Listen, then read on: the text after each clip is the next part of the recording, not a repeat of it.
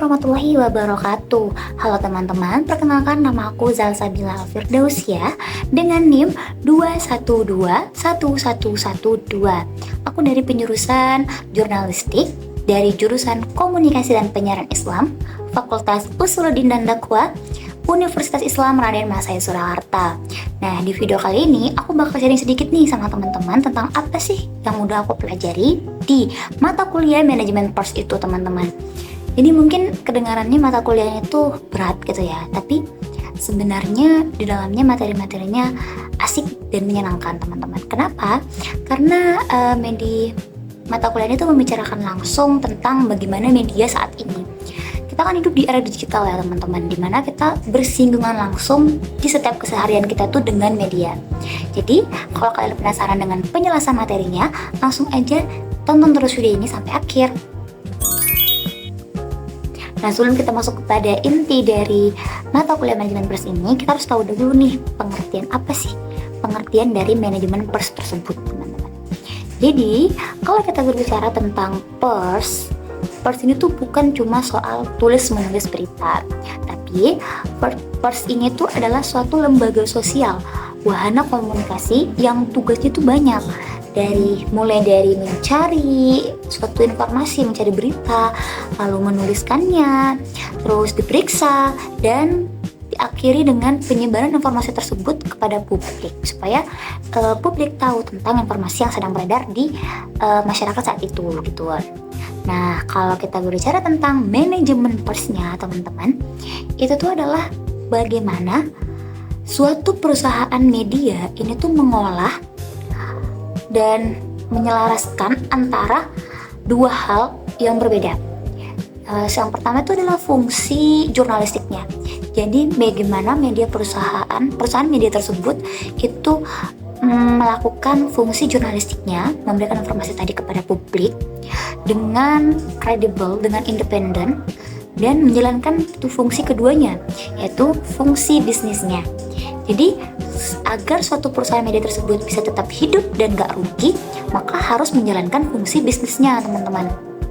Kita kebayang gak sih kalau adanya suatu perusahaan media itu dia harus nulis, wartawan yang harus nulis suatu berita yang penting, tapi di kantornya juga itu membutuhkan pembayaran untuk listrik, gaji karyawannya.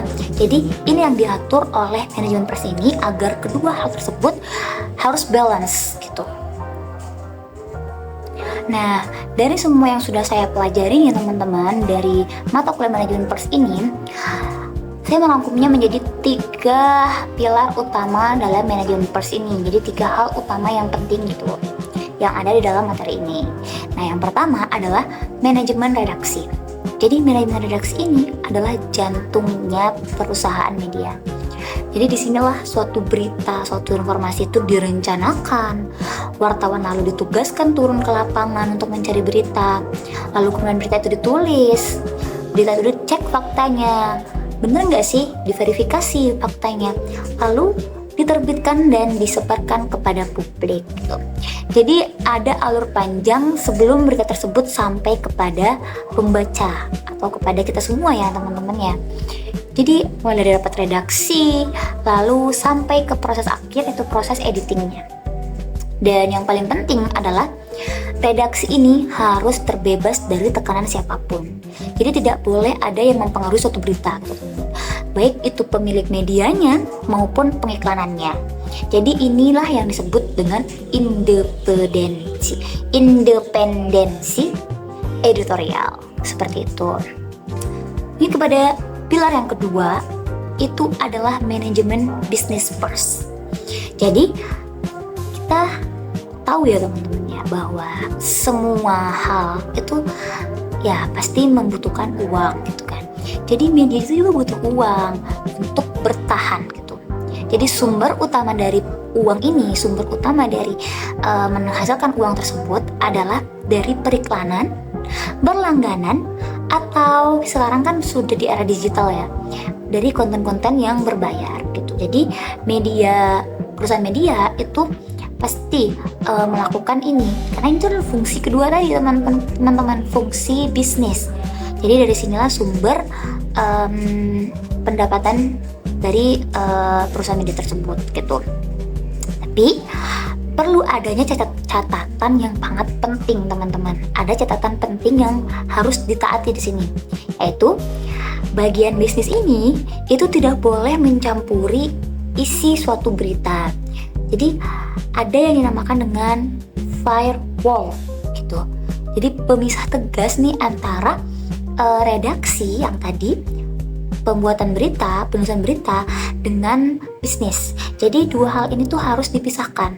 Jadi seperti sebagaimana tadi disebutkan bahwa redaksi itu harus terbebas dari tekanan siapapun. Jadi tidak boleh dipengaruhi oleh bisnis maupun hal lainnya gitu. Nah, pilar yang ketiga itu adalah etika dan hukum pers. Jelas, penyiaran, mau itu penyiaran informasi itu tuh harus mentaati kode etik dan hukum-hukum, terutama pers tersebut ya teman-teman. Jadi ini tuh adalah pondasi utama dari semuanya. Ada yang dinamakan dengan kode etik jurnalistik dan Undang-Undang Nomor 40 Tahun 1999 yang jadi pegangan dari perusahaan media. Jadi sebelum mereka menyebarkan suatu informasi, itu mereka harus mentaati dan memenuhi standar yang ada di dalam kode etik serta undang-undang tadi, undang-undang penyiaran tadi. Jadi berita itu harus akurat, terus berimbang dan menghormati hak publik. Jadi kita nggak boleh asal viral aja, asal rame saja, asal banyak pembaca saja, itu tidak diperbolehkan. Jadi nggak boleh adanya clickbait yang menyesatkan seperti itu. Jadi itu adalah 3 pilar utama penting yang menurut saya itu dipelajari di manajemen pers, teman-teman. Nah teman-teman, sekarang sebagaimana yang udah aku singgung tadi di depan, bahwa kita itu sudah hidup di era digital, di mana segala hal yang kita lakukan itu sudah berkaitan dengan digitalisasi gitu. Nah, industri media saat ini, industri pers saat ini sedang ada di dalam masa transisinya, di mana media cetak itu semakin tertekan. Kenapa? Karena orang-orang sudah beralih kepada media elektronik, media digital, di mana orang-orang lebih suka yang praktis, teman-teman. Ya jelas, orang-orang sekarang sudah lebih memilih membaca berita melalui HP, melalui platform digital seperti Instagram, X atau TikTok gitu kan. Jadi orang-orang lebih tertarik ke sana. Jadi ini yang menjadi pesaing paling serius untuk media cetak, karena orang-orang sudah turun minatnya untuk membaca koran lagi ya teman-teman. Sudah beralih kepada media digital itu. Nah, inilah yang disebut dengan konvergensi suatu media. Jadi, gabungnya berbagai platform dalam satu sistem kerja.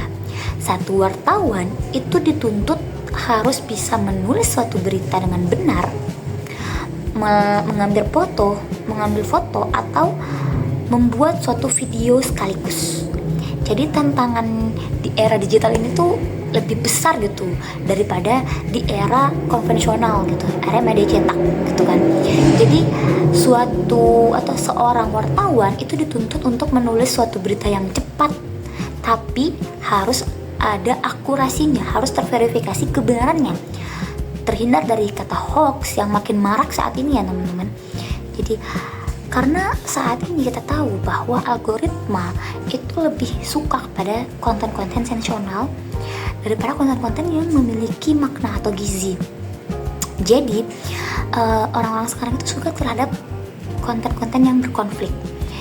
Nah, bagaimana suatu berita itu harus ditulis nih dengan cepat, tapi tanpa melupakan faktor independensinya tadi, dan mencampuri dengan bisnis, lalu adanya akurasi, terverifikasi kebenarannya dan terhindar dari hoax, itu yang menjadi tantangan besar bagi para wartawan, para perusahaan media di era digital saat ini. Nah, kalau kita lihat nih, ada juga peluang untuk media lokal, yaitu bagaimana jurnalisme itu berbasis data dan konten niche yang punya ruang untuk tumbuh. Oke teman-teman, itu tadi penjelasan aku seputar resume yang dari materi mata kuliah manajemen pers selama 1 semester terakhir ini.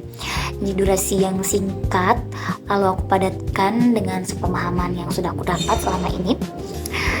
Jadi kalau kita berbicara tentang manajemen pers itu bukan cuma soal bisnis atau bukan cuma soal berita gitu teman-teman. Tapi bagaimana soal keduanya ini bisa berjalan dengan beriringan dan balance, serta bagaimana perusahaan media tersebut bisa tetap menyebarkan informasi kepada publik agar publik ini bisa tetap dijaga kepercayaannya dengan membaca berita-berita tersebut gitu. Nah, itu tadi resum singkat ya dari saya soal manajemen pers ini. Jika ada salah kata yang saya ucapkan atau menyinggung pihak manapun dalam video ini, saya mohon maaf sekali. Dan jika ada kebenaran itu datangnya dari Allah. Semoga video ini bermanfaat bagi teman-teman semua. Terima kasih sudah menonton. Walaupun ada banyak salah kata tadi atau salah pemahaman, jika ada salah kekeliruan dalam ucapan saya, bisa mohon dikoreksi. Dan satu hal lagi yang perlu ditekankan, bahwa pers yang baik itu lahir dari wartawan yang beretika dan manajemen yang sehat. Saya Salsabila Firdausia dengan NIM 241211112 pamit undur diri. Wassalamualaikum warahmatullahi wabarakatuh. See you.